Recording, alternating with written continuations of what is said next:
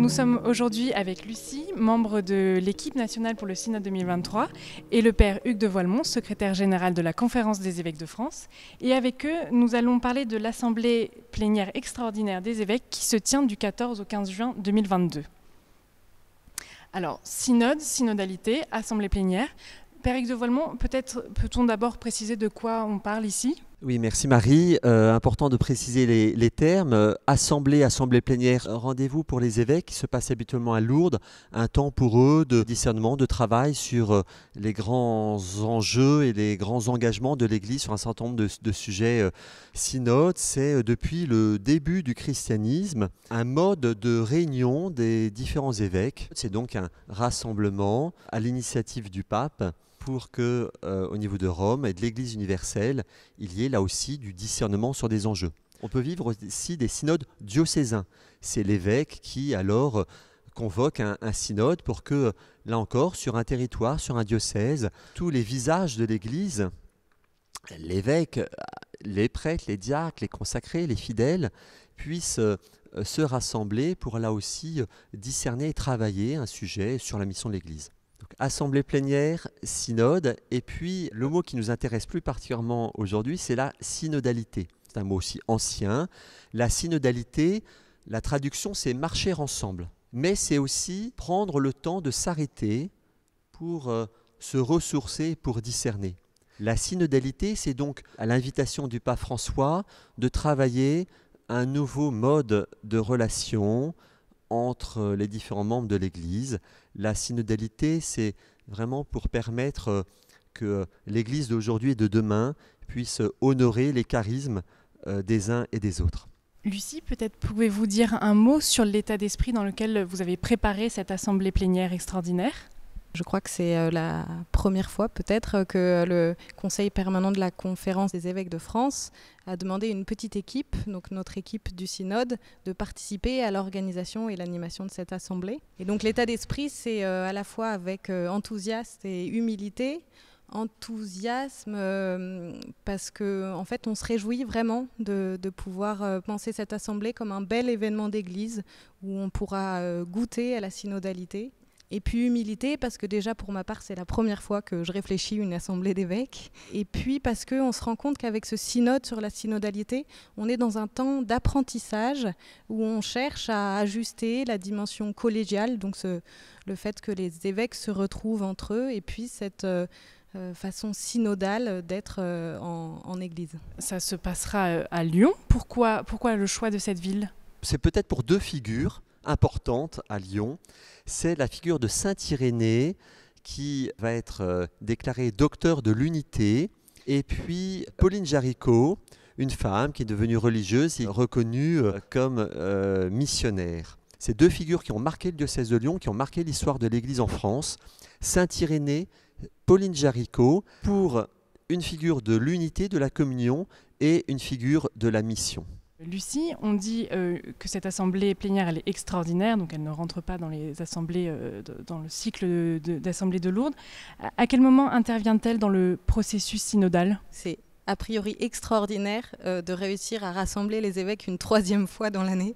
Et puis elle est extraordinaire aussi parce qu'on change un peu les habitudes. On a proposé de se retrouver à Lyon et pas à Lourdes. On sera accueillis à l'Université catholique de Lyon. Et puis aussi extraordinaire parce que même si les évêques ont déjà invité des participants extérieurs à leurs dernières assemblées, là cette fois-ci vraiment la dimension synodale a été constituante et on a suivi les recommandations de Rome qui souhaitait que les conférences épiscopales organisent une rencontre pré-synodale, ils l'appellent comme ça, pour vraiment enrichir la contribution au niveau national par la participation d'un large pan de baptisés.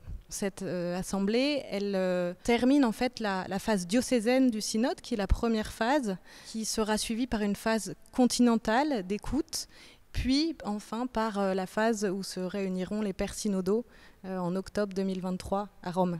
Père Hugues de Voilmont, peut-être un mot sur le programme. Quels sont les temps forts que vont vivre les participants à Lyon ? Le programme se veut donc pour aider à cette écoute de l'Esprit Saint, des temps de prière, des temps liturgiques évidemment, et un pèlerinage qui nous fera partir justement de la maison de Pauline Jaricot, cette figure missionnaire, pour monter à Fourvière, un sanctuaire important dans le cœur des Lyonnais, dans le cœur de beaucoup de Français. Et puis bien évidemment, ces temps de prière, de louanges aussi, seront complétés par des temps aussi de travail des évêques et des invités pour travailler les sujets que les diocèses ont fait émerger.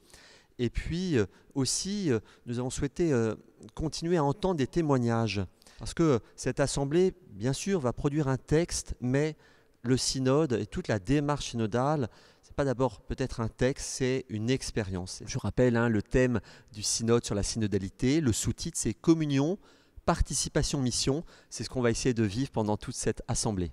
Les diocèses de France ont pour la plupart commencé à rendre leur synthèse locale, diocésaine. Que peut-on attendre en termes de production de la part de cette assemblée plénière ? Moi, je trouve que ce qui est très frappant avec ce grand processus synodal qui a été lancé par le pape François, c'est qu'il nous rappelle vraiment notre égale dignité au nom du baptême à prendre part à la vie et aux décisions de l'Église. Donc que l'on soit jeune, plus âgé, proche de Jésus, plus éloigné, prêtre, diacre, laïc, évêque. Et en fait, cette prise de conscience, elle vient aussi en goûtant à la synodalité. Donc comme disait le Père Hugues, vraiment ce qu'on veut produire, c'est déjà du goût, de la saveur. Parce que je crois que c'est vraiment en expérimentant que l'on est capable ensuite de transformer en profondeur nos pratiques ecclésiales. Et donc, on aimerait produire des témoins, si je peux dire comme ça. Comment les fidèles peuvent-ils s'associer à ce moment d'église ? Alors, les fidèles ont commencé déjà à s'associer à travers leur participation aux très nombreux groupes à travers la France. On saura mieux le chiffre de participation, mais il est très élevé. Et pendant cette assemblée, bien sûr, grâce au service de communication de la Conférence des évêques de France, et puis aussi un certain nombre de médias présents, bien évidemment, de suivre cette assemblée. On vous confie aussi, bien sûr, ce temps d'assemblée à votre prière. Et puis, les diocèses publient les contributions qu'ils ont faites sur leur site de leur diocèse. On peut aussi retrouver sur une carte interactive l'ensemble des synthèses des diocèses. Et puis aussi d'autres mouvements ou d'autres groupes qui ont aussi contribué à ce travail. Ça peut être par exemple des associations, en particulier Promesse d'Église, mais aussi d'autres qui ont contribué à cette réflexion et c'est tout ce fruit que nous allons recevoir pour travailler pendant ces 2 jours à Lyon. Je crois qu'un de nos rêves pour cette assemblée, c'est qu'on puisse donner un élan qui soit peut-être plus large que celui qu'auront reçu, enfin en tout cas on le souhaite, les participants, et donc que cette assemblée puisse être au service de l'échelle plus locale. Et voilà, je crois que notre rêve, c'est que tous les petits groupes qui se sont constitués, il y en a eu beaucoup et on s'est réjouis de ça, puissent avoir envie de se retrouver, de poursuivre en fait ce chemin synodal ensemble et de pourquoi pas faire ce même travail de relecture qui aurait été vécu à l'Assemblée. Et en fait, le pape François dit bien que le chemin synodal, c'est celui du 3e millénaire pour celui de l'Église. Et les pages de l'Église sont encore à écrire. Et je crois que Jésus compte sur chacun des baptisés. C'est donc l'occasion, si vous ne l'avez pas encore fait, d'aller voir le site synode2023.catholique.fr. Vous retrouverez toutes les contributions diocésaines publiées et puis de suivre les travaux de cette assemblée plénière qui se tient à Lyon en juin 2022.